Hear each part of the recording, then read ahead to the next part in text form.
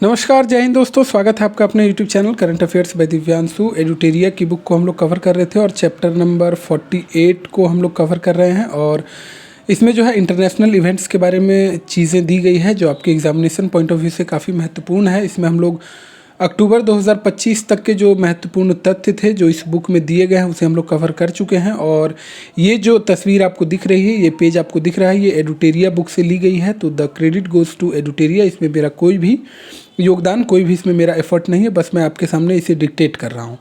ठीक है। तो सितंबर 2025 के जो भी महत्वपूर्ण अंतर्राष्ट्रीय खबरें होंगी आपकी परीक्षाओं के दृष्टिकोण से, जिस भी परीक्षा में आप शामिल होना चाहते हैं उन तमाम परीक्षाओं के दृष्टिकोण से आपके लिए महत्वपूर्ण होगा ये आज का सेशन। तो आइए शुरू करते हैं, सेशन की शुरुआत करते हैं।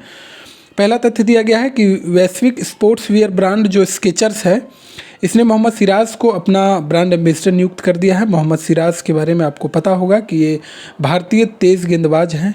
ठीक है, भारतीय तेज़ गेंदबाज है और 2026 में जो T20 विश्व कप भारत ने जीता है उस टीम का ये हिस्सा भी थे। ठीक है। एंट्रोमिक्स नामक mRNA आधारित दुनिया की पहली कैंसर वैक्सीन का क्लिनिकल प्रयोग जो है वो रूस के वैज्ञानिकों के द्वारा शुरू कर दिया गया है। और अगला पॉइंट है, भारत और संयुक्त राष्ट्र खाद्य तथा कृषि संगठन ने विश्व स्तरीय ब्लू पोर्ट्स के निर्माण के लिए समझौता कर लिया है। दुनिया का पहला AI जनित सरकारी मंत्री DLA अल्बानिया देश में नियुक्त किया गया है। देश का नाम इंपॉर्टेंट है, ध्यान रखिएगा। और इसका मुख्य काम जो है वो सार्वजनिक खरीद में पारदर्शिता लाना और भ्रष्टाचार को खत्म करना है। ग्लोबल टूरिज्म अवार्ड 2025 में जो है आंध्र प्रदेश पर्यटन विभाग को प्रथम पुरस्कार दिया गया है। आंध्र प्रदेश पर्यटन विभाग ने जीता है ग्लोबल टूरिज्म अवार्ड 2025। अगला है, पहले भारत ग्रीस द्विपक्षीय समुद्री अभ्यास में भारतीय नौसेना जहाज INS त्रिकंद ने भाग लिया है। यह अभ्यास भूमध्य सागर में आयोजित किया गया। हिंद महासागर के कार्लसबर्ग रिज में पॉलीमेटेलिक सल्फाइड की खोज के लिए विशेष अधिकार पाने वाला पहला देश भारत बन गया है। मोरक्को के बेरेचिड में भारत के पहले Tata advance system limited TASL company की विदेश रक्षा विनिर्माण संयंत्र का उद्घाटन जो है वो रक्षा मंत्री श्री राजनाथ सिंह के द्वारा किया गया है। और दुनिया का सबसे ऊंचा पुल गुइझाऊ, नाम से ही पता चल रहा होगा आपको कि चाइना माल है, तो गुइझाऊ जो है वो चीन में खोला गया है और जिसे जो है हुआजियांग ग्रैंड कैनियन ब्रिज के नाम से जाना जाएगा। ठीक है, हुआजियांग ग्रैंड कैनियन ब्रिज पूछा जाएगा। अगर ये कहाँ है तो आपका जवाब होना चाहिए चीन, मेड इन चाइना। ये वेईपान नदी के ऊपर 625 मीटर की ऊंचाई पर बना है। ठीक है, कौन सी नदी है? तो वेईपान नदी। आपसे ये भी पूछा जा सकता है कि हाल ही में खबरों में रही वेईपान नदी का संबंध किस देश से है? तो आपका जवाब हो जाएगा चीन। चीन युवा स्टेम पेशेवरों और शोधकर्ताओं को आकर्षित करने के लिए 1 अक्टूबर 2025 को K वीज़ा शुरू करेगा। और K वीज़ा चीनी नियोक्ता के निमंत्रण की आवश्यकता के बिना कई प्रविष्टियां, विस्तारित प्रवास अवधि और सुव्यवस्थित आवेदन प्रक्रिया प्रदान करता है। अगला है, ब्रिक्स देशों द्वारा स्थापित न्यू डेवलपमेंट बैंक ने मौद्रिक नीति समिति के पूर्व सदस्य राजीव रंजन को अगले 5 साल के लिए उपाध्यक्ष और मुख्य जोखिम अधिकारी के रूप में नियुक्त कर दिया है।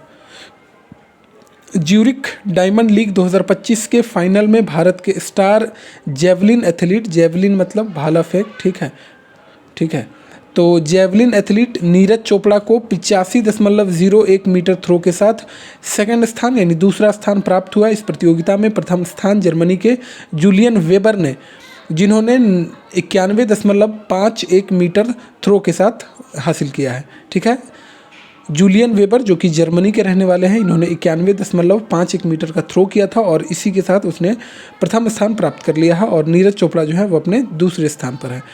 हाल ही में पश्चिम अफ्रीका देश बुर्किना फासो ने संसद में समलैंगिकता को प्रतिबंधित करने वाला कानून पारित कर दिया है। चीन ने अपने विक्ट्री परेड के आयोजन में DFS-5 नामक इंटर कॉन्टिनेंटल बैलिस्टिक मिसाइल का प्रदर्शन किया है, जिसकी रेंज जो है वो 13,000 किलोमीटर बताई गई है। रूस के वैज्ञानिकों ने कैंसर की एक वैक्सीन एंट्रोमिक्स विकसित किया है जो क्लिनिकल ट्रायल में 100% प्रभावी और सुरक्षित साबित हुई है। ये वैक्सीन कोविड-19 mRNA वैक्सीन टेक्नोलॉजी पर आधारित है। तो ये काफ़ी अच्छा कदम है, कैंसर के लिए रूस जो है वो वैक्सीन बना रहा है। और इससे पीछे अभी इस वीडियो के शुरुआत में हम देख चुके हैं कि इसका क्लिनिकल ट्रायल भी शुरू हो चुका है। तो काफ़ी अच्छा कदम है ये रसिया के द्वारा। Net zero industrial policy lab की रिपोर्ट के अनुसार चीन जो है वो 2022 से अब तक हरित तकनीकों पर 227 अरब डॉलर से अधिक निवेश के साथ अग्रणी रहा है। यह फाइटर जेट्स के साथ उड़ान भर सकता है। ऑस्ट्रेलिया ने रक्षा सुदृढ़ीकरण हेतु MQ-28A घोस्ट बैट, ये एक ड्रोन है जिसे विकसित किया गया है ऑस्ट्रेलिया के द्वारा। ठीक है।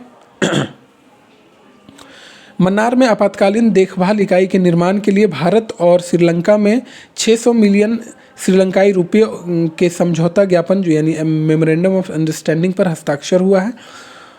अगला पॉइंट है कि यूक्रेन द्वारा पहली स्वदेशी क्रूज मिसाइल का सफल परीक्षण किया गया है जिसका नाम फ्लेमिंगो FP5 है। अमेरिकी राष्ट्रपति डोनाल्ड ट्रंप द्वारा लगाए गए 50% टैरिफ के बाद भारत के सबसे बड़े झींगा निर्यातक राज्य जो कि आंध्र प्रदेश है, इसको आर्थिक नुकसान होने की आशंका है, जिससे देश का लगभग 80% झींगा निर्यात होता है। ठीक है। भारत जो है जापान को पीछे छोड़ते हुए विश्व में तीसरा सबसे बड़ा ऑटोमोबाइल बाजार बन गया है।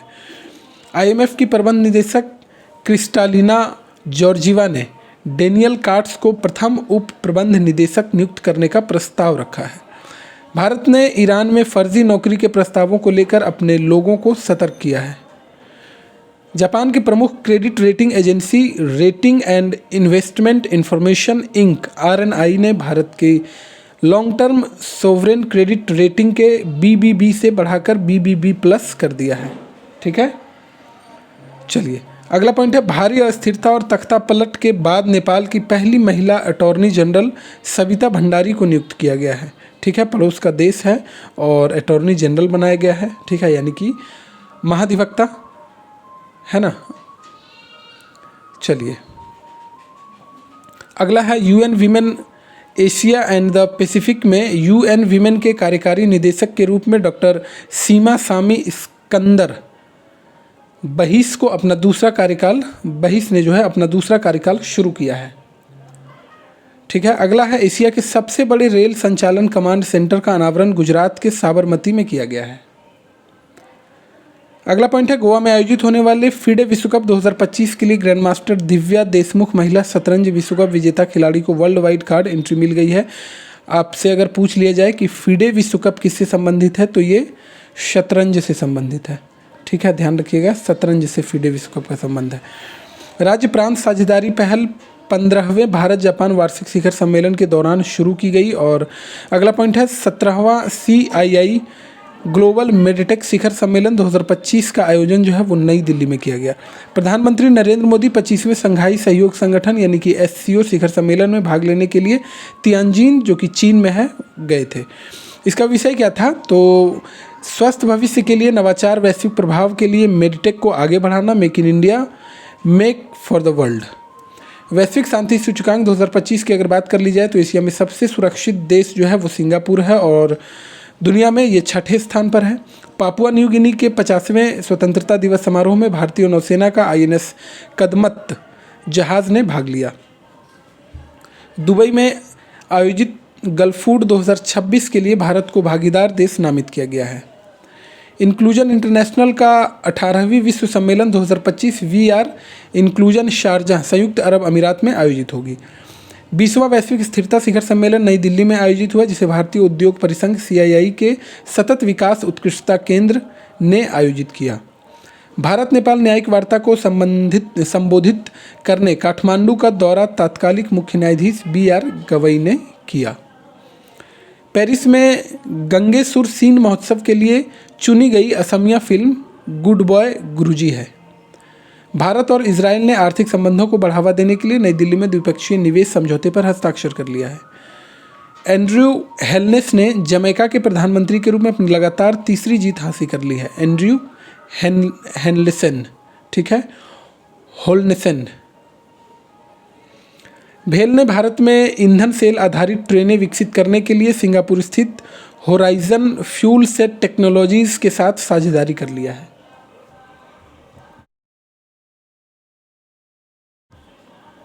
अगला पॉइंट है, ईरान और अंतर्राष्ट्रीय परमाणु ऊर्जा एजेंसी IAEA ने परमाणु निरीक्षण फिर से शुरू करने के समझौते की घोषणा कर दी है। विश्व बैंक ने तमिलनाडु और कर्नाटक के लिए शोर तटीय लचीलापन और अर्थव्यवस्था सुदृढ़ीकरण कार्यक्रम के अंतर्गत 212.64 मिलियन डॉलर की राशि की स्वीकृत की है। ठीक है। तटरक्षक वैश्विक शिखर सम्मेलन 2027 की मेजबानी भारत चेन्नई में करेगा। अगला है कि नेपाल की पहली महिला न्यायाधीश रही सुशीला कार्की 2025 में नेपाल की पहली अंतरिम महिला प्रधानमंत्री बन चुकी हैं। दुबई में धर्मेंद्र प्रधान ने शिक्षक दिवस पर यूएई के सीबीएसई स्कूलों में अटल टिंकरिंग लैब्स का शुभारंभ किया है। भारत और सऊदी अरब के बीच आभूषण व्यापार को मजबूत करने के लिए जेद्दा में सेजेक्स 2025 सऊदी अरेबिया ज्वेलरी एक्सपोजिशन का शुभारंभ किया गया है। ठीक है। यह अपनी तरह का पहला अंतर्राष्ट्रीय बिजनेस टू बिजनेस आभूषण प्रदर्शनी है। अगला पॉइंट कह रहा है कि भारत और फ्रांस ने पेरिस में आतंकवाद विरोध पर संयुक्त कार्य समूह की 17वीं बैठक में आतंकवाद रोधी सहयोग को मजबूत करने पर सहमति व्यक्त की है। वैश्विक नवाचार सूचकांक की अगर बात कर ली जाए तो 2025 में भारत का स्थान 139 देशों में 38वां है और पहले स्थान की अगर बात कर ली जाए तो स्विट्जरलैंड है। निवेश पर भारत यूएई उच्च स्तरीय संयुक्त कार्यबल की 13वीं बैठक अबू धाबी यूएई में आयोजित की गई। महाराष्ट्र सरकार ने ऐतिहासिक ससून डॉक बंदरगाह के आधुनिकीकरण के लिए फिनलैंड के साथ साझेदारी की है। भारत ने अंतर्राष्ट्रीय समुद्र तल प्राधिकरण इंटरनेशनल सीबेड अथॉरिटी आईएसए के साथ पॉलीमेटेलिक सल्फाइड पीएमएस अन्वेषण के लिए 15 साल के अनुबंध पर हस्ताक्षर किए हैं। भारतीय यात्रियों के लिए क्यूआर कोड आधारित यूपीआई भुगतान स्वीकार करने वाला देश जो है वो कतर है, जहां कतर ड्यूटी फ्री पहला व्यापारी है। वैश्विक मानकों के अनुपालन के लिए संयुक्त राष्ट्र विमानन निकाय का सुरक्षा प्रमाण पत्र प्राप्त करने वाली भारतीय एजेंसी डीजीसीए है। दुबई 2026 तक 15 किलोमीटर लंबे दुबई ऑटोनोमस जोन DAZ को लॉन्च करेगा, जो ड्राइवरलेस वाहनों के लिए एक समर्पित कॉरिडोर है। क्रोल 2024 की भारतीय सेलिब्रिटी ब्रांड वैल्यूएशन रैंकिंग में विराट कोहली शीर्ष स्थान पर बने रहे। दूसरे एससीओ युवा लेखक सम्मेलन का आयोजन जो है वो नई दिल्ली में किया गया। भारत ने आइडियाथॉन के तहत समुद्री प्लास्टिक कचरे से निपटने के लिए यूरोपीय संघ के साथ एक समझौते पर हस्ताक्षर किया है। श्रीलंका देश के पूर्व राष्ट्रपति और 6 बार पीएम रह चुके रानिल विक्रमसिंघे को गिरफ्तार कर लिया गया है। भारत को आईएमडी की विश्व प्रतिस्पर्धात्मकता सूचकांक 2025 में 41वां स्थान मिला है और सीट्स की अगर बात कर ली जाए तो स्विट्जरलैंड है। भारत ने अमेरिका के लिए डाक सेवाओं का अस्थायी निलंबन कर दिया है। वियतनाम और चीन तूफान काजुकी से प्रभावित है। ज्यूरिख को अंतर्राष्ट्रीय प्रबंधन विकास संस्थान आईएमडी द्वारा जारी स्मार्ट सिटी इंडेक्स 2025 में पहला स्थान दिया गया है। दक्षिण कोरिया ने मार्च 2026 में कक्षाओं में मोबाइल फ़ोन पर प्रतिबंध लगाने की घोषणा की है।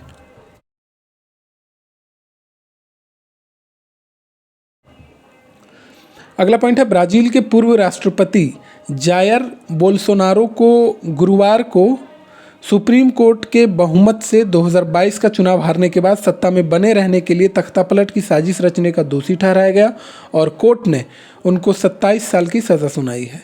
ठीक है। ब्राज़ील के पूर्व राष्ट्रपति जायर बोल्सोनारो, याद रखिएगा नाम। भारत और थाईलैंड के बीच संयुक्त सैन्य अभ्यास मैत्री 14 का, अब इसमें नाम ही यहाँ दिया ही गया है 14। ठीक है। 10 और 4 14।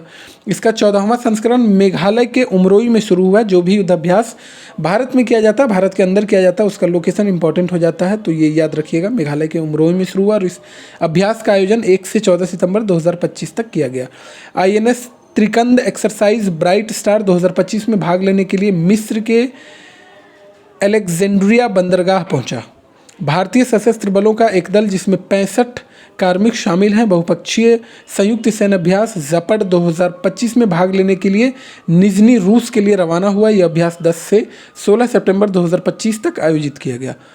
ओरेकल के को फाउंडर लैरी एलिसन सितंबर में दुनिया के सबसे अमीर व्यक्ति बन गए। ठीक है। चलिए अगला पॉइंट है कि थाईलैंड के राजा महावजिरालोंगकोर ने अनुतिन चार्नवेरकुल को देश के नए प्रधानमंत्री के रूप में समर्थन दे दिया है। अनुतिन चार्नवेरकुल पता नहीं क्या खाकर नाम रखते हैं ये लोग। चलिए, तियानजिन शिखर सम्मेलन 2025 संघाई सहयोग संगठन एससीओ की 25वीं राष्ट्राध्यक्ष परिषद बैठक रही, जो 31 अगस्त से 1 सितंबर 2025 तक चीन के तियानजिन में आयोजित हुई। भारतीय नौसेना का स्वदेशी जहाज आईएनएस निस्तार अपनी पहली विदेशी यात्रा पर सिंगापुर पहुंचा है, जहां वह 15 सितंबर से शुरू हुए बहुराष्ट्रीय नौसैनिक अभ्यास पैसिफिक रीच 2025 में भाग लिया। भारत को दुबई में हुए 28वीं यूनिवर्सल पोस्टल यूनिकॉर्न कांग्रेस में 2025 से 28 के लिए डाक परिचालन परिषद के एशिया प्रशांत समूह और यूनिवर्सल पोस्टल यूनियन यूपीयू की प्रशासन परिषद के लिए पुनः चुना गया है। भारत और संयुक्त राष्ट्र खाद्य तथा कृषि संगठन ने विश्व स्तरीय ब्लू पोर्ट्स के निर्माण के लिए समझौता किया है। तो ये था सितंबर 2025 के कुछ महत्वपूर्ण अंतर्राष्ट्रीय खबरें। अगस्त को हम लोग नेक्स्ट वीडियो में कवर करेंगे, क्योंकि आप ही लोगों का डिमांड है सर वीडियो को छोटा रखा जाए, ताकि कभी भी कम समय में आप एक वीडियो को देख सकें। नेक्स्ट वीडियो में हम लोग अगस्त 2025 पे डिस्कस करेंगे। तब तक के लिए पठन पाठन का कार्य जारी रखिए, हंसते रहिए, मुस्कुराते रहिए। वीडियो पसंद आए तो लाइक कर दीजिए, चैनल को सब्सक्राइब कर लीजिए अगर पहली बार वीडियो देख रहे हैं तो, और दोस्तों के बीच में शेयर कर दीजिए ताकि आपके साथ वो भी सिलेक्शन ले सकें।